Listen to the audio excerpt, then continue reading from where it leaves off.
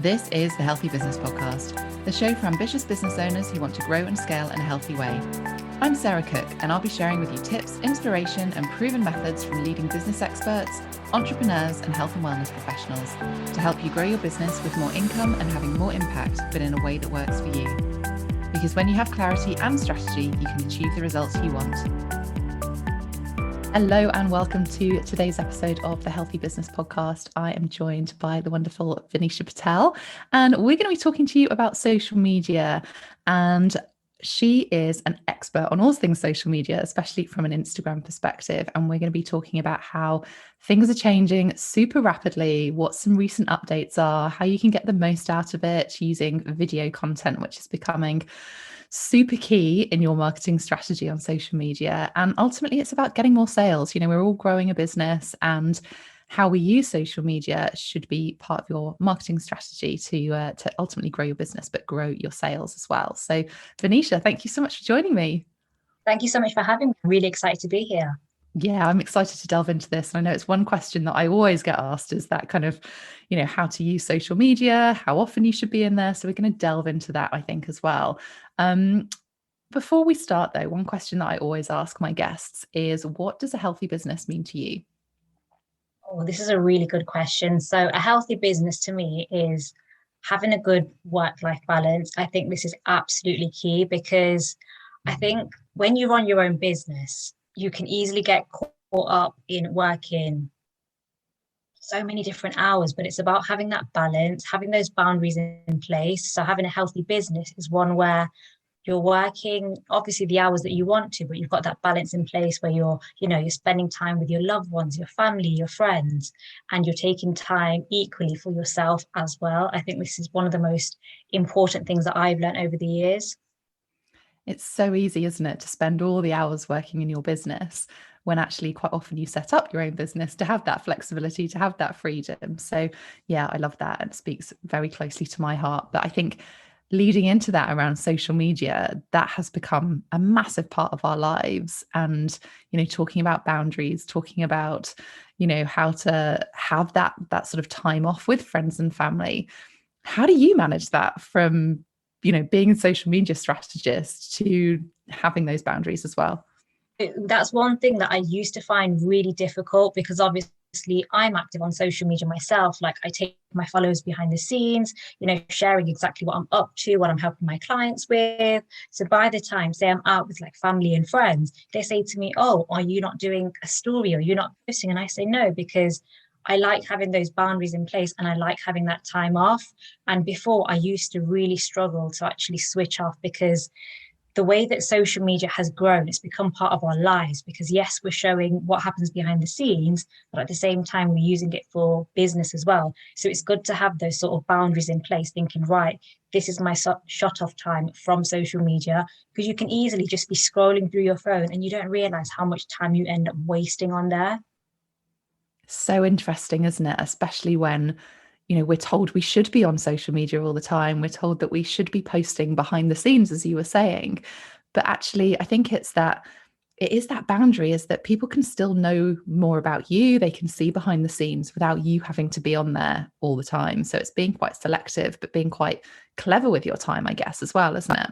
And this is one thing that I love to do, is having that actual plan in place, thinking, right, how many times do I need to post on social media this week? Maybe it's 3 times a week.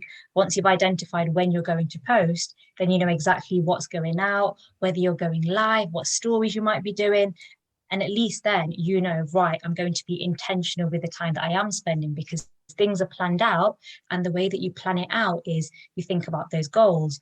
What availability do I have? If you're a product-based business, what sales do I need to make? Because then by the time you're posting with the right intention, you're posting with purpose. So then you don't have that time to sit there. You can have a little scroll, but then you think all those minutes are going to add up. So rather than wasting that time, you think, right, I need to post however many times. The other time I could be working on another part of my business or even spending that time with like family or friends.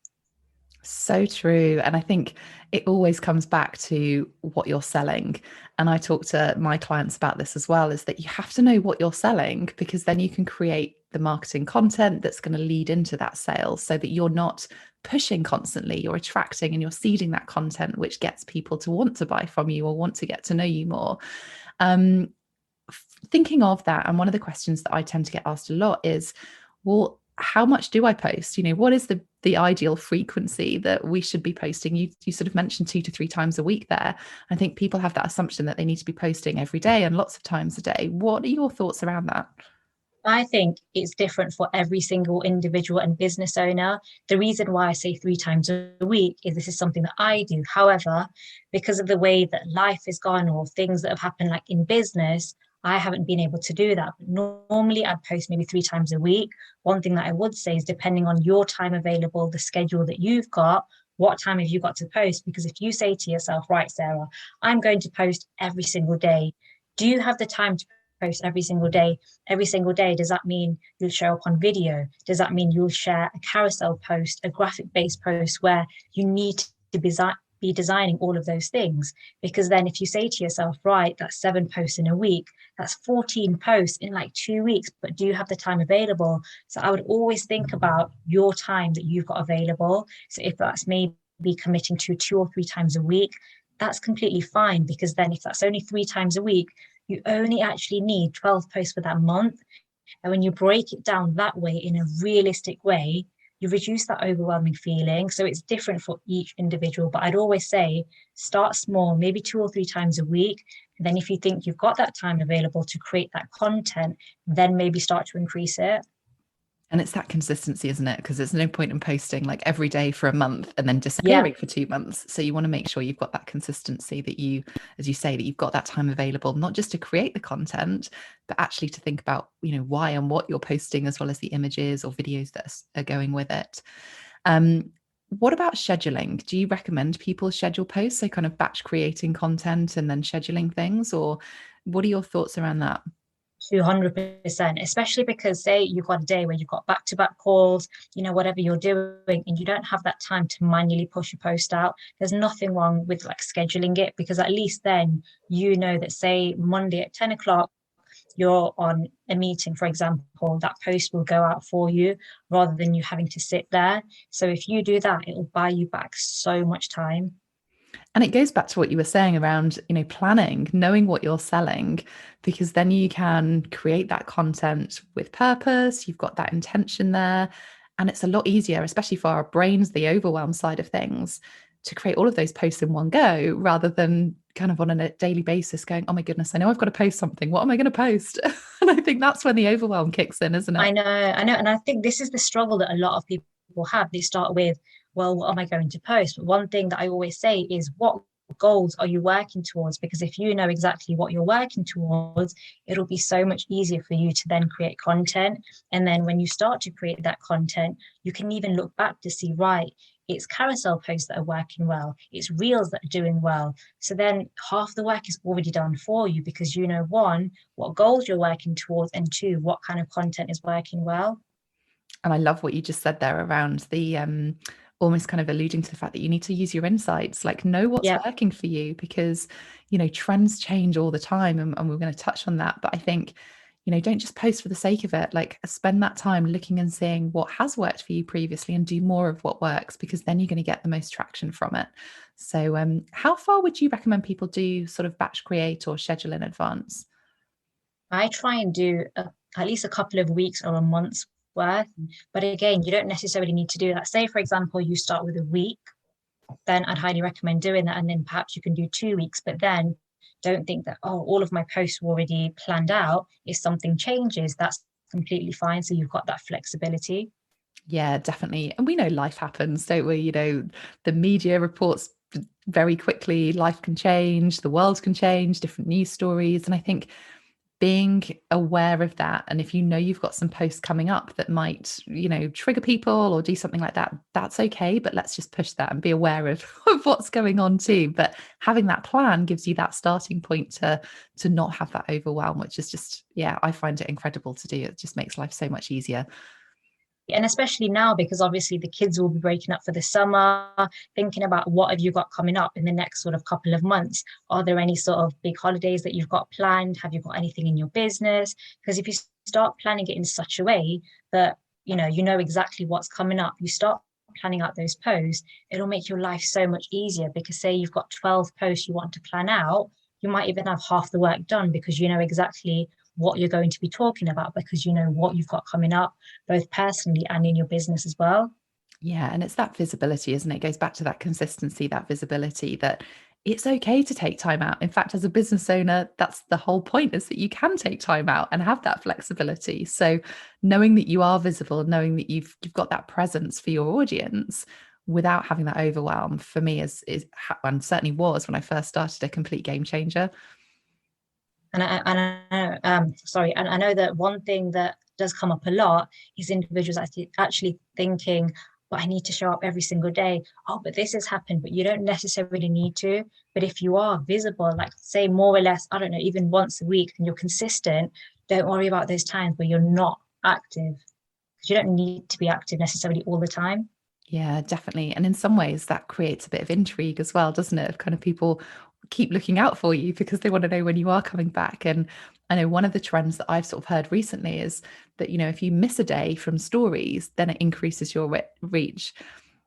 Yes, that's right. And just to add to that as well, is if you miss a day on stories, like for example on Instagram, when you do show up on stories, I'd recommend using one of the engagement stickers. So for example, having the poll option, using the quiz, because then if you haven't shown up for a 24-hour period and you show up with an engagement sticker, your audience and your followers will interact, which means the chances of more individuals will see the chances of more individuals seeing that will increase even more so.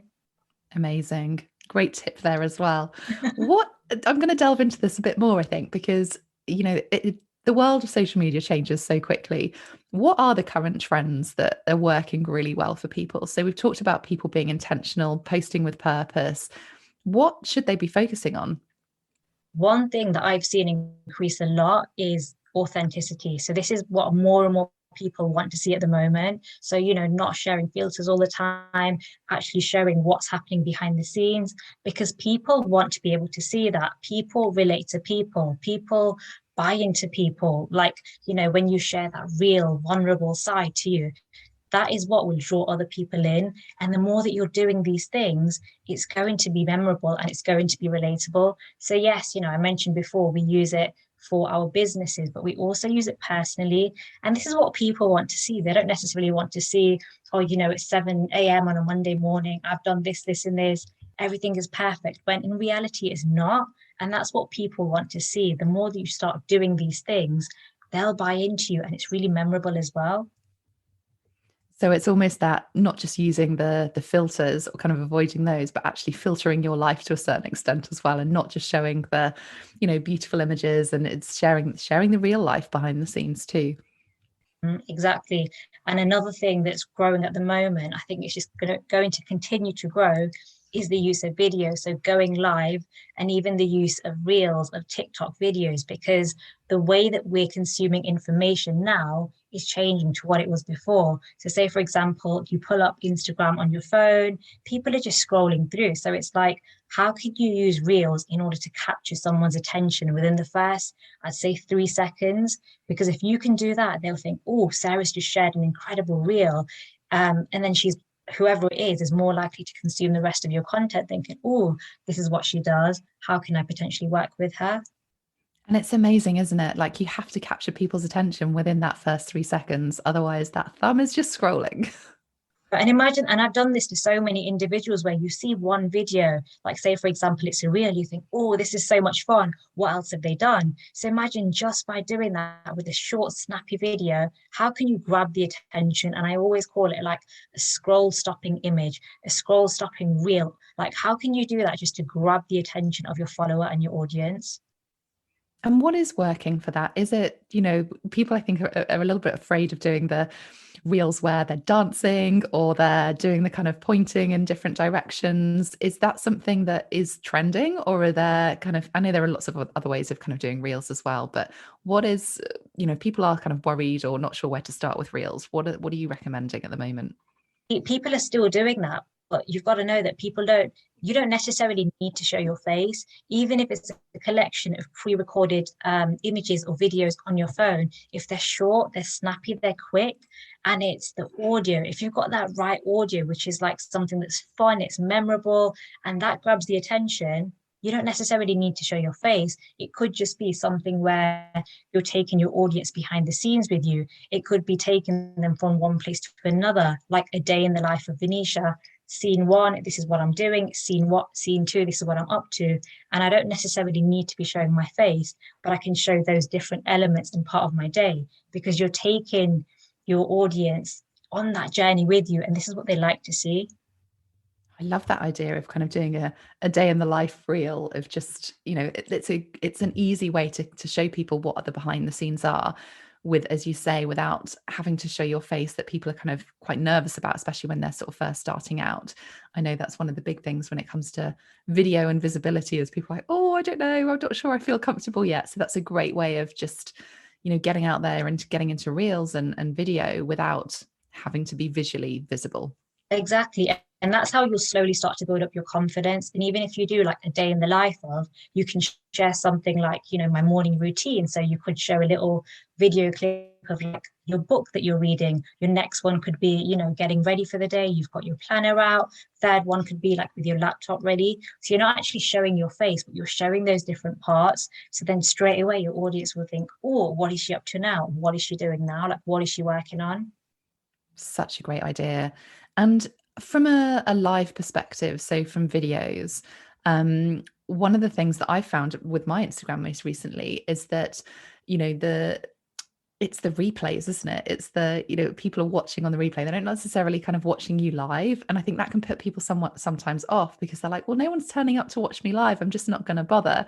But actually it's the replays, the recordings that people are kind of navigating to as well, right?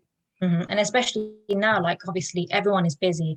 And if, say, for example, we touched upon consistency before, if you plan to go live at a certain time, like say, for example, every single month, every single week, people know that, right, on a Tuesday at 8 p.m., Venetia is going live. If I miss that, then I can always watch it back on the replay. And some people think, oh, I'm going live, nobody's watching me. That is okay, because what you'll find is a lot of people might be working, they might be in the middle of something, and more often than not, sometimes I'll watch something, then I say, oh, Sarah's just gone live. However, I can't watch that now because I'm in the middle of something else. I'll always make a note of it saying watch back on the replay, and just know that it's okay, because what a lot of people think, oh, I'm live, one person's joining me, nobody's joining me, but that's okay. Don't get caught up on the numbers. You can always watch back on the replay. And I find a lot of my followers tend to do that anyway. Yeah, and it's that consistency, isn't it? People get used to you showing up at a certain time, and then they start remembering that and they start tuning into it. But you have to give it a bit of time for that to kind of get, that consistency to settle in as well.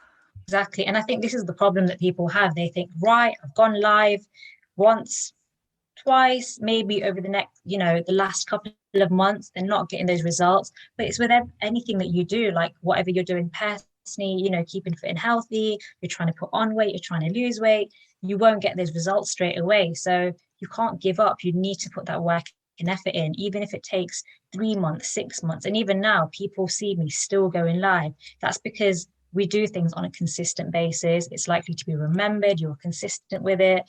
And with anything, you just have to keep going as well. Definitely. No, I totally agree with that.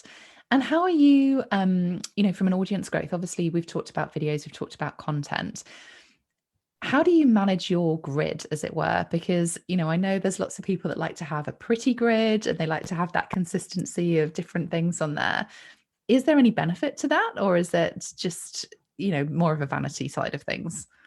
I think there's mixed reviews on this, because some people think, okay, I'll just post anything that I want. It could be an image here or there. It could be like an infographic, a carousel post. And I think it's great to have that because you're being consistent. However, with me, something that I like to do for myself is I like to have an image and then a text-based post. And the reason why I do that is because it's easier for me when it comes to planning. And I always think about when somebody is scrolling through my Instagram feed, it's more pleasing on the eye.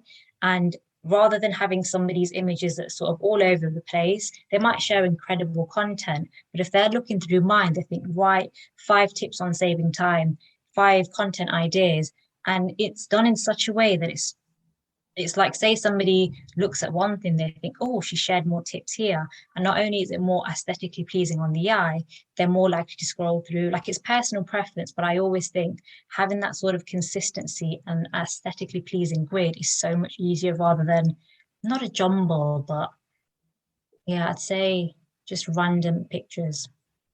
It goes back to that making it easy for your audience, I think, as well, doesn't it? Of, what are they interested in? What do they want to learn? What do they want to hear about? And then making it easy for them to navigate through your grid on that. Hmm. Exactly. Okay. And again, it will just save you so much time, because if you know that, say, your next one will be a carousel post, the next one will be an image, it will just reduce that overwhelming feeling because you know exactly what you need. I was just going to say, it almost goes back to that whole point of planning, doesn't it? So that you've got that in place. One of the other things you touched on was this, obviously, idea of showing behind the scenes and, people buying from people, which is absolutely true. I think the idea of people sharing their whole lives behind the scenes can scare them as well. But how do you find that balance of having that human connection, being relatable, but still kind of sharing what you want to share, I guess? It depends on different individuals, because when I start to say share behind the scenes, people instantly think, oh, I don't want to share everything or my entire life. You don't necessarily need to. You need to share what you feel comfortable with sharing. So, for example, for me, a lot of people know that I love getting up at 5 or 6 o'clock. I love going for a morning run. I love going to the gym. I love a good milkshake. Like, they know these parts of me. It's not like they know personally exactly what's going on, but they know enough about me to know those elements and how it links in with my business. So think about your life. Like, what do you enjoy? Maybe you like going for walks. Maybe you like reading. Maybe you like having, I don't know, ice cream in the evenings. It's these things that are memorable, because for me, one thing I love to do is celebrate with an Oreo milkshake, and my audience know and they love that about me. So think about your like individual things, your habits. It's like, what parts do you feel comfortable and confident sharing? Because the more that you do that, those elements will be memorable. And I guess it almost goes back to your brand, doesn't it? Like, how do you want to show up? What do you want to be remembered for, both personally as well as your actual business and your expertise? And, a really simple way to do this, I guess, is just brainstorming that, just grabbing a piece of paper and going, right, what do I love about me? What do I do? Yeah. What's my everyday things? And then almost picking those things that you're happy to share that is relevant for your audience that they can kind of connect with. And I think it's so important to do that in terms of your business and your brand. And I was actually doing this branding work, and things that came up were love, fun, and authenticity. And I thought, I've been doing these things all over the years. So if I continue to do that, my audience will know and love that about me, like love for family, love for nature, walking whilst having fun, and being authentic and real, which is what I'm doing. So if you think back to yourself, like, what elements can you bring which is memorable to you, but also represents your business and your brand? Amazing. So many great tips there. And we've talked about kind of the content that we're creating that's on our feed. What about other people? So how do we grow our audience if we're putting content out and that kind of thing? How do people go, okay, I just want more followers. How do I start with that? I think one of the main things people tend to do is they think of content and they think, right, what do I like? What do I want to share? But then if you flip it and you think about, right, what does my ideal audience want? What do my ideal customers want? What are they struggling with? So if I give you an example right now, people are struggling with, they don't necessarily know how to start using Reels, what to share on stories, what content ideas. So if I start sharing tips and things that are of value, people will not only engage with that content, but they'll share it with other people. So if you think about it that way and what they're struggling with, we like to call it pain points. If you start doing that, you'll start to attract even more individuals, which will organically grow your account. And I continue to do this, whether that's on stories, whether that's on like an infographic or reels. If I start sharing that, other people will say, oh, have you seen Vanisha's tips? Or, you see another account, they're sharing tips on skincare. When people start to see that, they'll easily recommend it and share it with others as well. Such a good idea. And what about, commenting and engaging on other people's posts and feeds? Do you recommend people spend kind of intentional time doing that as well? I like doing that because if you think about it, if you spend that time doing that yourself, then by the time somebody pulls up their phone, they think, oh, who's this Venetia person? She's commented on a few of my posts, but don't do it in such a way that, oh, I love this. This looks great. Do it like where you're being intentional with it, but you're actually doing it from a point of view where it's like you actually genuinely care and you're leaving genuine comments whereby you're writing a few sentences how it relates to you, because then you never know who you might end up connecting with, rather than liking a few posts here or there, commented on a few, and then maybe never connected with that person again. Be intentional with that time. And it's that authenticity again, isn't it? That's kind of come through in a lot of what we've been talking about. I mean, it's amazing the number of times that I'll pick up my phone, go into Instagram, look and see what's kind of the activity with people who have liked. And it's someone who's trying to sell something to me that's gone in and liked the last 10 posts Yeah. and then has sent me a direct message about something. And I'm just like, no, like You build don't the open it. relationship. And more often than not, what you'll find is they'll be in your request folder and you just let it sit there, because straight away they're not getting to know you. And I don't know about you, but sometimes you get those messages where they haven't taken the time. It's like when you go to a networking event, you build up that relationship with anyone, and you wouldn't start, go up to somebody at a party. Oh, do you want to buy this? Do you want to buy my lip balm? You just wouldn't do that. Yeah, definitely. It's that attraction marketing, isn't it? Rather than just pushing yourself onto other people, which, I think when we're first starting out or we're, trying to sell products and services, we can easily get into that sort of mode of, well, I've got to promote what I'm doing. I've got to share all of that. But it is that flipping it on its head and going, actually, people buying from people, why do they want to connect with me? Attracting those right people to you rather than you just pushing. Building that two-way relationship is so key. From a timings perspective, we spoke about it right at the beginning of, creating this boundaries, having that flexibility, this business that kind of works for us. What's your suggested time? And we've talked about creating content and how we can do that, but the actual engagement side of things within social media, what's your sort of recommended time, whether it's per day or per week, that people should be intentionally engaging on other people's grids, other people's feeds? I think at least 20 to 30 minutes. So again, it goes back to the time that you've got available, looking Yeah. at your schedule. But if you work maybe Monday to Friday, maybe spend that time 20 or 30 minutes. And it could just be something as simple as, watching other people's stories and even like messages, because I don't know about you, but I need to have that time where I sit back and I respond to them. And it could be something as simple as sending those voice notes, because what you're doing is you're not only engaging with them, but you're building those relationships. So if you intentionally spend that time, say 10 or 20 minutes, you know that you're doing that maybe on a daily basis, maybe it's every 3 days, but I'd highly recommend having that time set aside. And I've even got that in my calendar where I know, right, there's a 30-minute window. This is what I need to do. So I'm effective and intentional with my time. Same. I've got it blocked out in my calendar just every Have single day so to. that you just know that you've got it in there, because quite often messages do come in and you want to respond to them. But if you haven't got that time, and as you say, you need that headspace, because it is about nurturing people. It's about building that relationship. You don't just want to flick a quick one-liner off if it's not meant with anything. So yeah, I think that's a really great point and a really valid point that, people go into social media, they can be intentional about posting on their own stuff, but actually it's that relationship. It's about spending time, and that is growing a business. That is part of you having a business. People need to know you. They need to have that relationship with you before they're going to buy.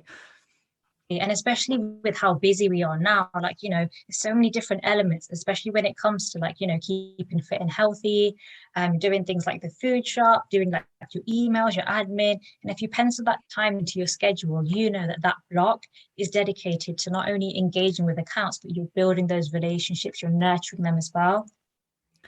Building on that then, so if we're thinking about using this as a way to build relationships with the assumption that they will buy from us at some point, how do you keep a track of those people that you're having conversations with? Do you keep it as a spreadsheet, or you just kind of have, those people within your Instagram messages or Facebook messages that you just go into and kind of have that conversation with? So there's two ways that you can do this. In your Instagram, you've actually got I don't know whether you've done this, you've got a primary and general inbox. Mhm. In my primary, I try and keep family and friends, but in general, I might have like, say, existing clients, inquiries that have come in. So I've got that separation. And then taking it one step further, I've got a spreadsheet, because I'm sure you agree, it's so hard to keep track of this individual has inquired about the Reels workshop, this one is struggling with content. So at least then, even if they're not an existing client, you can at least give them some tips, give them some advice, and then eventually they might end up saying, how can I work with you on a one-to-one basis? Because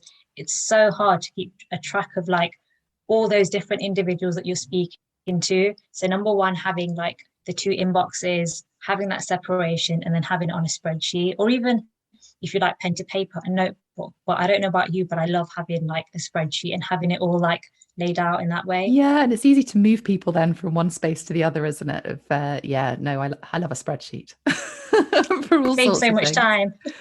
Yeah, absolutely. And I think it's, if you're trying to set it up from complete scratch when you've got all of these messages, that can feel quite overwhelming. But it goes back to that planning piece again. Like if you can think the longer term of how actually it can make it a lot easier for you, then that's what it's really all about. And even planning your content, I want to delve back into this just from a spreadsheet perspective as we're talking about them, is that you can create that content, it's saved there, that you can repurpose it, a few months later, if you're talking about a similar thing or you're doing a similar launch, you've got that content already written. So, you're not having to start from scratch each time.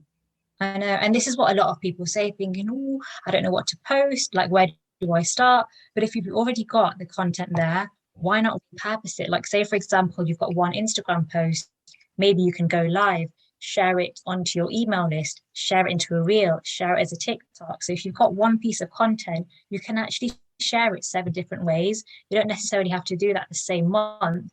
Maybe think of the following month, because then people always think, I've got nothing to post. But if you look at what's already working well, or something similar that you're launching, just go back and see what's worked and just repurpose that content. Yeah, absolutely. Oh my goodness, there's been so many tips in here. Hopefully people have got a notebook that they're scribbling things down. If people do want to connect with you, where is the best place to come and find with you and find out even more tips about how and where to show up? So the best place to come and connect with me is on Instagram. My Instagram handle is I am Vanisha Patel. I'm very active on Instagram. And that Instagram's your kind of main place as well, isn't it? Yes, it is. It is. I love it. Amazing. Are there any kind of final tips or words of wisdom that you want to share with our audience? I think one of the main things I've got to say is make sure you've got a plan in place, because one thing that always comes up is not knowing exactly what to post, when to post, but have that plan in place. So at least then you can post with purpose. And the second thing is something that I've learned is don't feel as though you need to be on every single platform. Because at one point I thought, oh, I need to use Twitter, I need to use Pinterest, I need to use, all these different things. And now at the moment, I'm just focusing on Instagram and Facebook, because I know that they're working well. I've got the space, the time, and the capacity to work on those. When I've got more time, maybe I'll think, right, let me start using TikTok more. Let me start using LinkedIn. And this is where that overwhelming feeling comes in, like, oh, I need to be everywhere. But in actual fact, you don't. And it goes back to, for me, it's always 2 things. It's where is your ideal client hanging out the most? And also, where do you feel most comfortable hanging out? Because then you're going to be more consistent. You're going to be comfortable feeling more visible as well. So I love that. Planning is always key to my heart of making life easy for business owners. And I think, that's what it is about. We want to have that flexibility. We want to have that freedom. And so it's finding ways to make life a lot easier, but still be consistent, still be visible, still finding ways to grow your audience and attract the right people to you and nurture them. So yeah, I've loved chatting to you. Thank you so much for sharing so many different tips on different aspects of social media, but I guess more specifically on Instagram and some current trends that are working really well for people. Hopefully you listeners have enjoyed this episode of the Healthy Business Podcast. Feel free to either send myself or Vanisha a direct message as well if you've got any questions. But as always, we would love your comments, your reviews, your feedback on whichever audio platform you're listening to this episode. So I will see you on the next episode. Vanisha, thank you so much for joining me, and to everyone listening, have a wonderful rest of your day.